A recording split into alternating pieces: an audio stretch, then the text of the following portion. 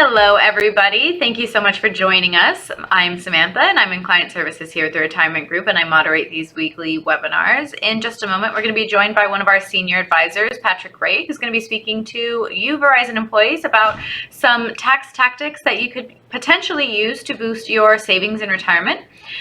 Before I bring Patrick on, however, I'd like to just remind you, although we work very closely with both active and retired employees from Verizon, we are not affiliated nor endorsed whatsoever by Verizon. The Retirement Group is a completely independent group of financial advisors. Please keep that in mind. And after Patrick's presentation, I will rejoin him very quickly for a short question and answer session. If there are any questions you have throughout his presentation, please feel free to ask away in the Q&A box. It's completely anonymous, and we answer as many as we can, time permitted. And with that, I'd like to introduce you to our speaker, Patrick Ray. Hi, Patrick. Good afternoon, everyone. Thank you, Sam. Hope everyone's having a great day, and we appreciate you joining us this afternoon. And today I'm going to talk about some of the things that should be considered as we're whittling away the end of the year. Miraculously, I can't believe how fast it's gone. And before you know it, it's going to be the end of the year. And the significance about the end of the year is there are some things for sure from a tax perspective that you would want to give some consideration to. And we like to think that from a planning perspective, we go over and above the general call of what our responsibilities are. And one of those is to help you from a tax efficiency manner in all aspects of your planning process. And so whether you're leading up to a position to ultimately retire or you're already in retirement, our responsibility goes way above and beyond just giving you investment advice as to what to do with your retirement assets. And it ties into some of these other ancillary things that get minute to the extent of how you can make the most of your tax efficiency from an income perspective, from an investment perspective, and from all things that we do in an effort to bring to the table. So we want to cover some of those things today, and that's what we're here to talk about this afternoon. So for those of you who have not heard of the Retirement Group before, and by the way, my name is Patrick Ray. I'm one of the senior advisors here with the firm, and our group has been working with Fortune 500 company employees for over 30 years, and we have a ton of experience in helping folks with respect to what their pension plans are doing and how they're formed and how they're calculated and how they apply to you, as well as your 401k options and healthcare benefits and all things that are relevant to what you would want from an advisory group or a partner when you're leaning into making one of the most important decisions from a financial perspective that you'll ever have to make. And so we take a lot of pride in that. And one of the things that you may find the most useful above the webinars that we do on a very regular basis, and Sam will drop some links into the chat to give you access to webinars we've recorded and all kinds of great data and information and relevant facts and things that you want to know when you're doing some homework for your own benefit and for your family's benefit. But the thing you might get the most value of is the complementary financial analysis that we have, which is an effective stress test of your overall planning process to see if you're on track for the goals that you have set.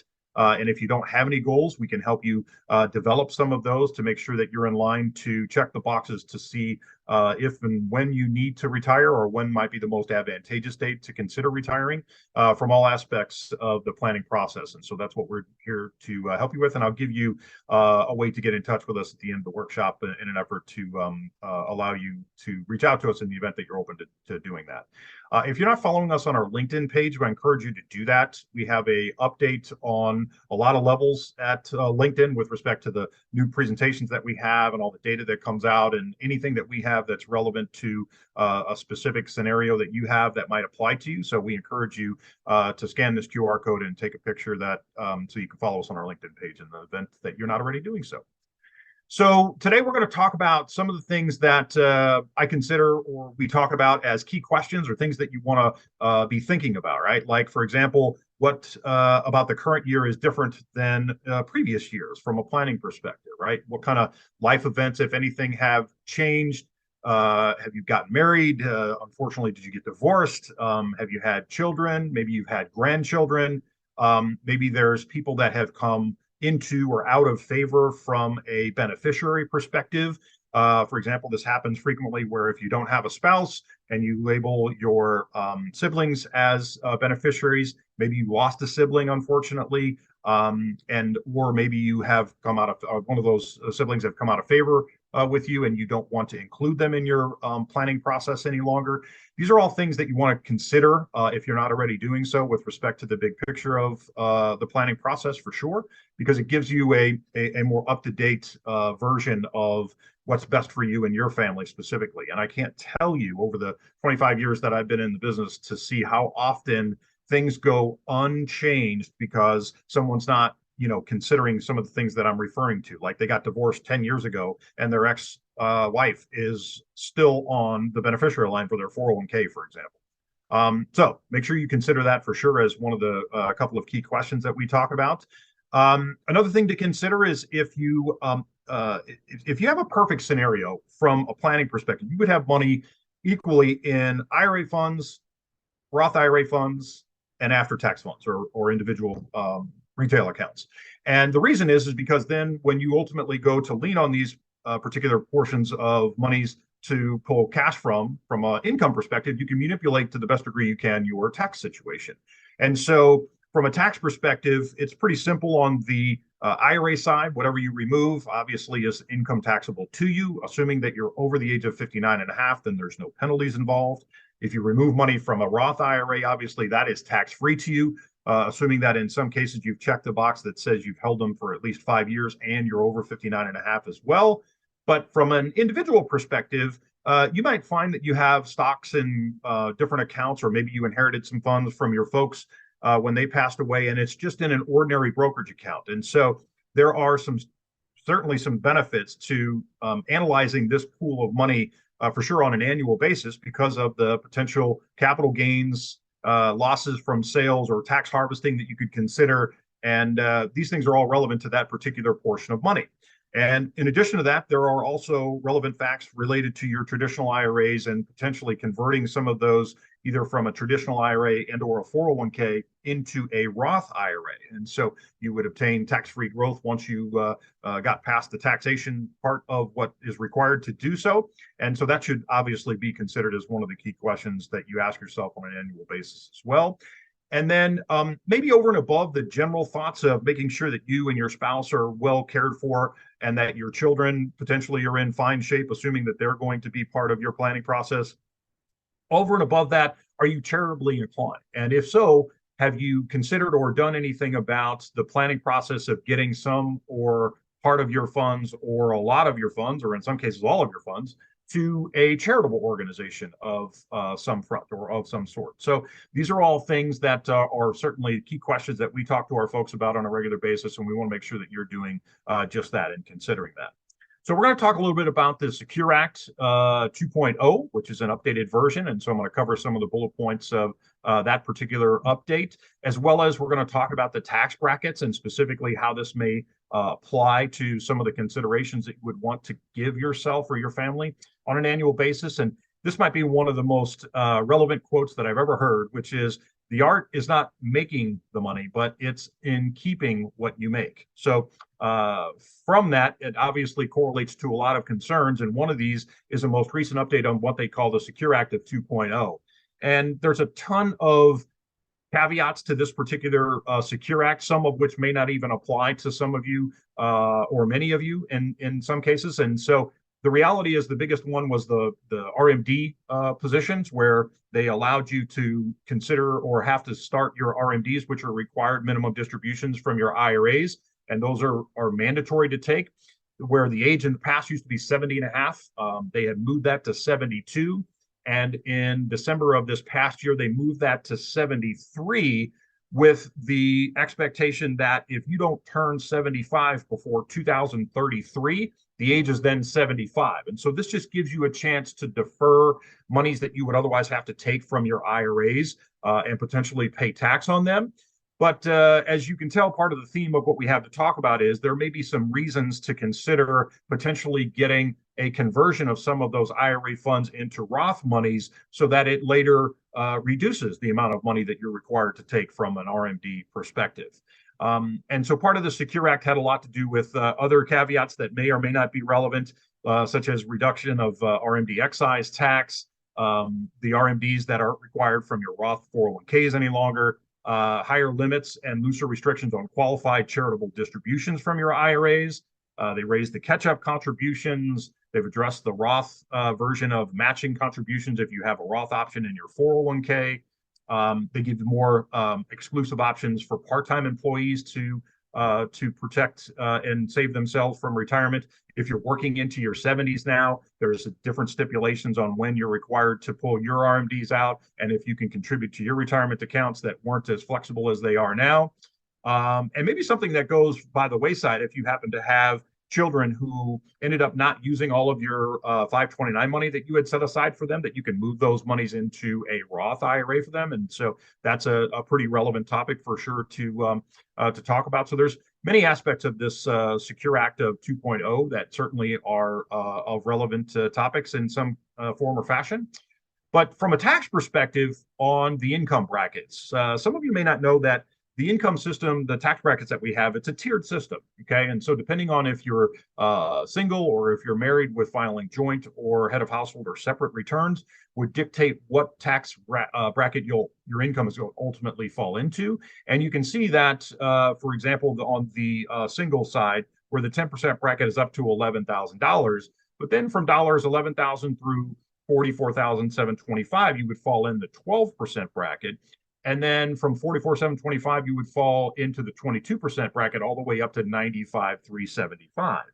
And the significance of that is that these are some of the things that might go beyond general discussions to further look into in a given tax year, so that you could potentially consider maximizing these tax brackets so that you pay some cheap and efficient tax at a reasonable time in your life, maybe even times that you can afford it because you're in a current income perspective because you have a job, or you're still working, and basically parlay that into a scenario where you're getting the most from a life expectancy perspective on the taxes that you ultimately pay. And so on the capital gain side, there's an update on that with respect to 2023, where in some cases, depending on your income, you wouldn't even owe capital gains taxes on some of the after-tax funds that you may have if you're doing some tax loss harvesting or sales of assets that have gains in them. Of course, one of the general caveats to the planning perspective of those after-tax funds is remember the potential step up in cost basis that might be foregone if you're using those funds to live off of from an income perspective. And so there's a lot to that discussion that we'd have to pick up in a different topic or on a different day, but certainly some things to consider from tax and tax relationship perspectives. And so here we are a little past the mid-year points, going into the fourth quarter of 2023. And these are some of the topics that we think are relevant to for sure discuss. And so from a capital gains perspective, capital gains and tax loss harvesting are going to be relevant to that bucket of money that's in the after-tax funds. And so capital gains are found basically in your taxable accounts. And unlike your 401k or IRAs, that your taxes are due when the investments that you have inside them are sold. And specifically, in fact, if you have mutual funds within the framework of these after-tax accounts, some of the considerations that you would want to be concerned about, or at least know about, is that you'll have some tax responsibility to some of these funds, even if you don't take any money or sell any of the investments that are out there, due to the turnover on the inside of the mutual fund themselves and the potential capital gains on the long-term and short-term side that they spin off. So if this is an issue, especially if you're still working, we may want to consider doing some tax loss harvesting to transition those assets into investments that don't do that. So, for example, individual securities or ETFs in some cases. And so I think that there's a lot to be said for this particular discussion if you have a larger portion of money in this after-tax bucket that we want to maintain, and we want to consider all aspects of the planning process and how it best suits you from a long-term perspective for sure. So on those fronts, speaking of terms, you got a short-term scenario where if you hold those for a short term, which is less than 1 year, you're going to owe capital gains rates on, or excuse me, ordinary income tax rates on those if you sell those assets. And then conversely, if you owe them for longer than 12 months, you would only owe capital gains rates, which we showed in just the previous slide, that if you are in a certain tax bracket, you could potentially owe no capital gains tax on those funds. And so the term tax loss harvesting is specifically for those. So if you've heard that term before and you're unsure of what that technically means to you, it's just a way to kind of do an x-ray, so to speak, on the investments that are in there and potentially getting away from assets that don't perform as you wish them to, or that it's time to move on for whatever reason from an investment perspective, or from a risk perspective, or from a tax perspective, or for any version of these things that may be relevant to you, that tax loss harvesting would be certainly a consideration for us to talk further about if you have money in one of those buckets. And from a review perspective, of course, we talk about reviewing this on a regular basis. And look, we're all busy, right? Retirement planning typically takes a backseat to many folks because of what comes at us on an everyday basis. And so it's best to address this stuff not just on an annual basis, but not to also wait until the end of the year.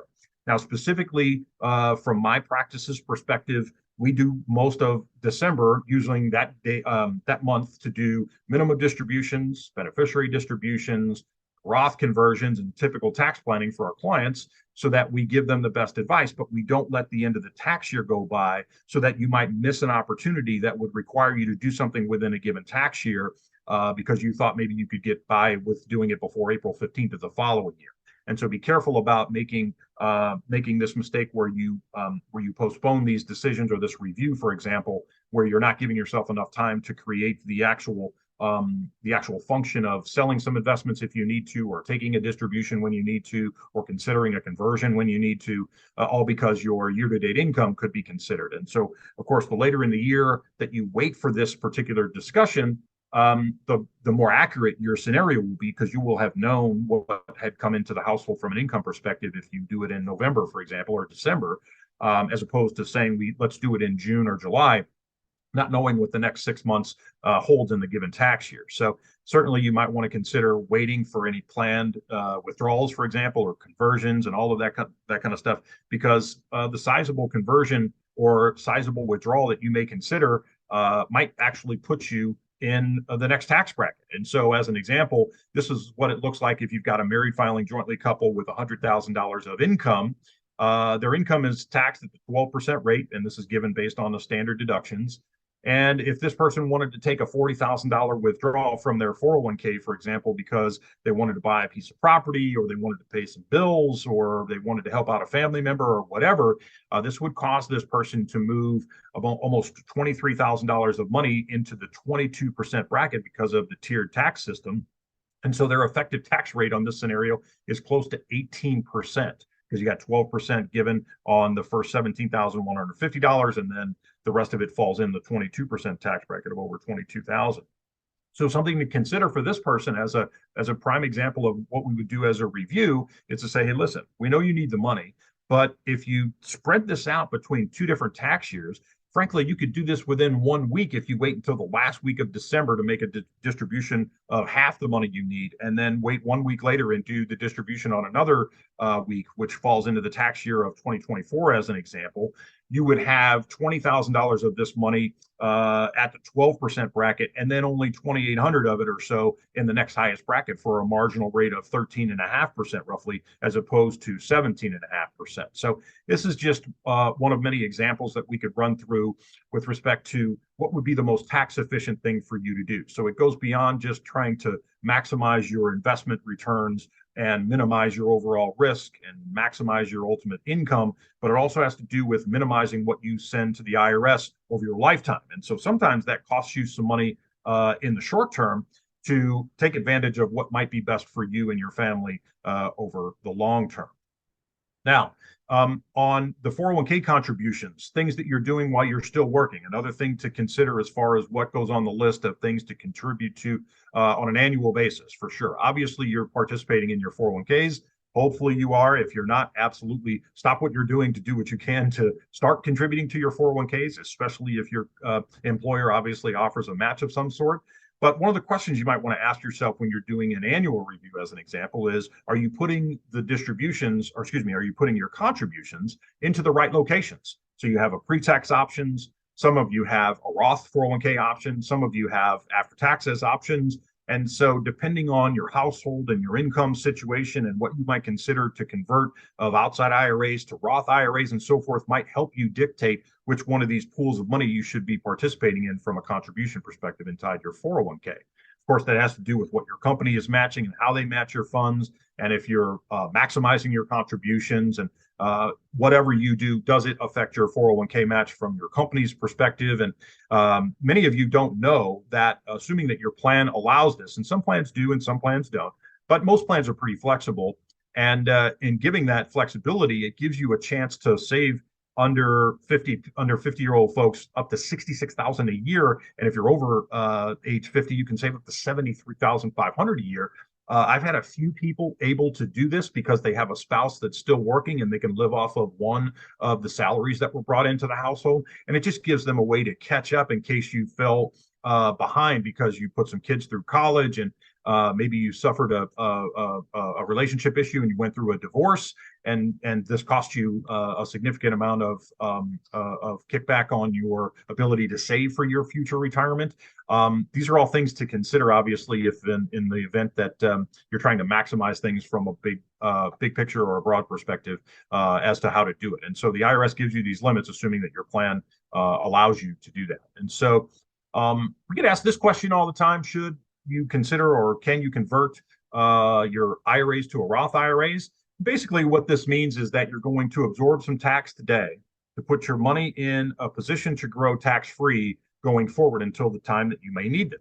And so it's going to increase your tax income today. It's also going to potentially affect your Social Security taxes that you pay if you're over the age of 62, or you are actually taking your Social Security income. It's also going to affect you potentially if you're over 65 and you consider your Medicare premiums, because your Medicare premiums have a 2-year look back as to how they calculate where your income is and what you're paying for your supplemental expenses. So there's a lot of considerations to think through as far as what you should do or what you should consider if you can or cannot participate or actually convert money to a Roth from an IRA. But as an example, we took that previous couple that had $100,000 of income. They have $100,000 of income and they fall into a situation where they're under the cap for the 12% married filing jointly tax filing. And that means that this couple could technically convert $17,000 of income, or excuse me, of IRA money, and have to report that as income and not put themselves in the next highest tax bracket.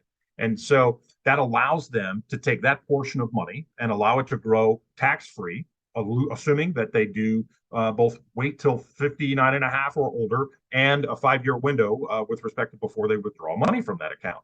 And so it's a massive benefit to them. And, you know, frankly, 17,000 doesn't sound like a lot of money, but let's look at an example if you wanted to do more. So you could do that with the same tiered thought process that if you wanted to do a larger conversion of, say, $50,000, this couple could do that, and the first 17,150 would fall in that 12% tiered bracket. And then the remaining $32,850 would fall into the 22% bracket. So it would increase your effective tax overall tax scenario today, but you look out 5, 10, 15 years or longer, and maybe that's the thing to do. And so often, and this came light to me, one of my very good clients, even though I've had this discussion with them on multiple occasions. I just spoke to them yesterday, and in fact, this very discussion came up because they're using some of their after-tax money that they have in the bank that had been gotten from a sale of a piece of lake property they had.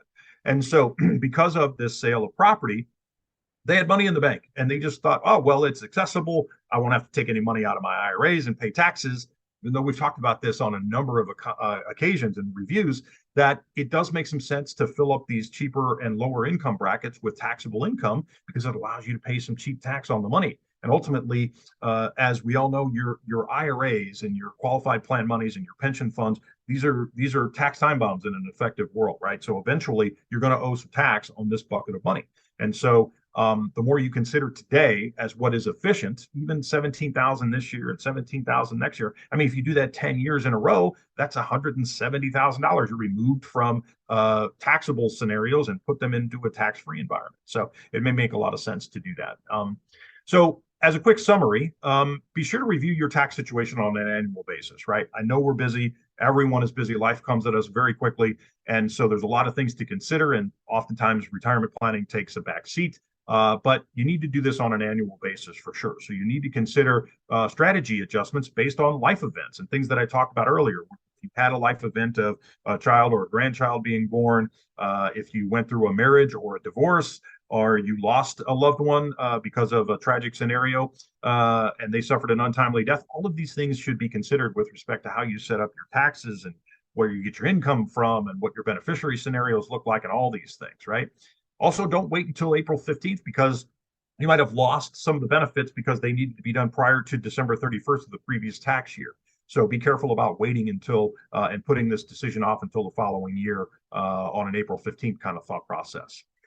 Confirm your contributions in your 401k and adjust them accordingly. And so, for example, have you raised your increase or increased your contributions to your 401k, even though you've gotten an increase in pay every year for the last 5 years? Well, some people don't know that you can actually do this automatically inside your 401k. Many 401ks have the option to just go in there and you check a box and it goes up by a certain percentage that you want each and every year. So you can raise it by 1 or 2 or 3 or 5% every single year, and you don't even need to do anything. It just happens automatically. So those are one of the things that I think takes a lot of anxiety out of future retirement planning because it just automatically happens and you get accustomed to dealing with the ramifications of what you get in your paycheck to spend to live as you wish or live your life as you want to.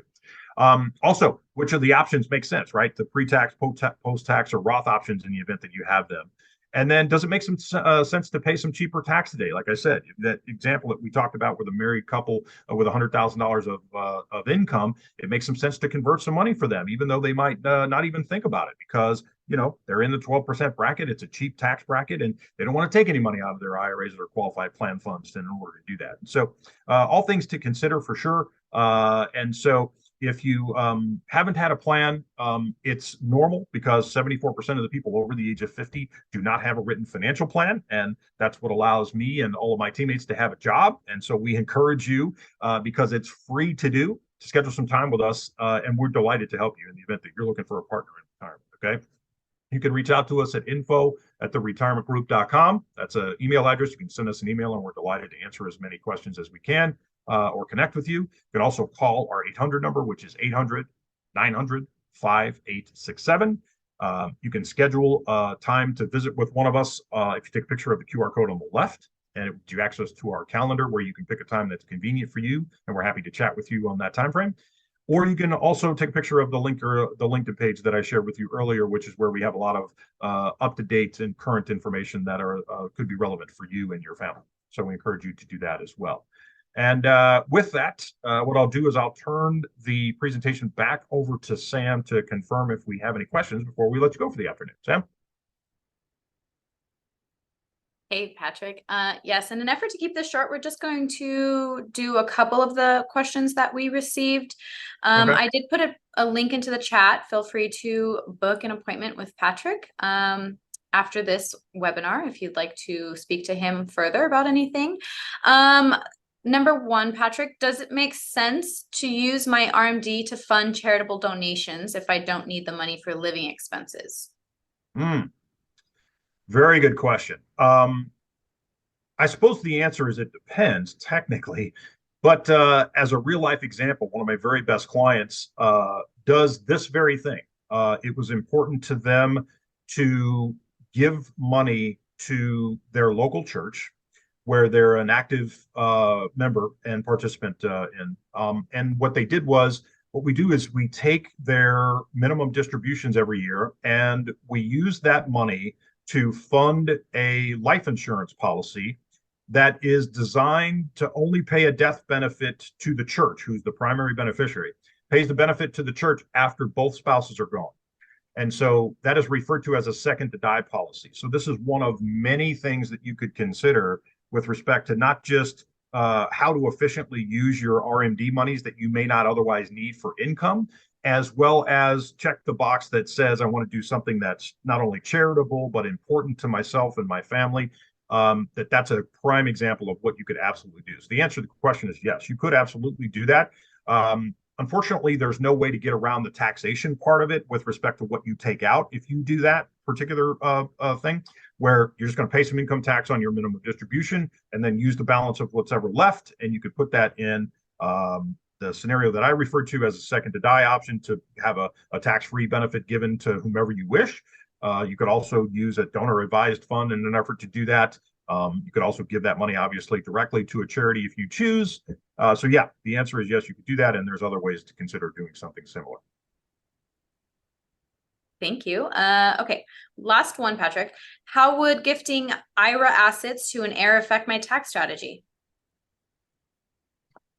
Well, it gets the assets out of your name, right? So in other words, the reality is, if you want to do that, you're just losing control of that asset. And so many times folks are uncomfortable doing that because they don't know what life is going to give them to deal with, right, during their life expectancy. And so it is an option. But again, you could, and I think as we've talked about before, it's really important to remember from a tax perspective, we're not giving people tax advice, right? We're telling them things that are relevant to consider. And so we would obviously want you to consider your CPA or your tax professional before you did any of these things that we could consider might be best for you based on your circumstance or what we know about you.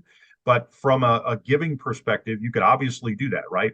There's also other ways to potentially include children and grandchildren and things of that nature in the event that you want to help them for other purposes that might be relevant to consider too. But the answer is yes, you can do that. Alrighty, Patrick. That was it. Any Okay. other closing statements? No, listen, we appreciate the time that you spent with us today. We hope you found some value in what we had to talk about. And there's obviously a ton of detail and specifics that are correlated to just your circumstance with what we talked about today in some capacity. And so, again, you can reach out to us at 800-900-5867. And you can also call or email us at the info@theretirementgroup.com. We're delighted to do what we can to help. And with that, we'll let you go. We hope you have a great day. Thanks for joining us. Thank you, Patrick.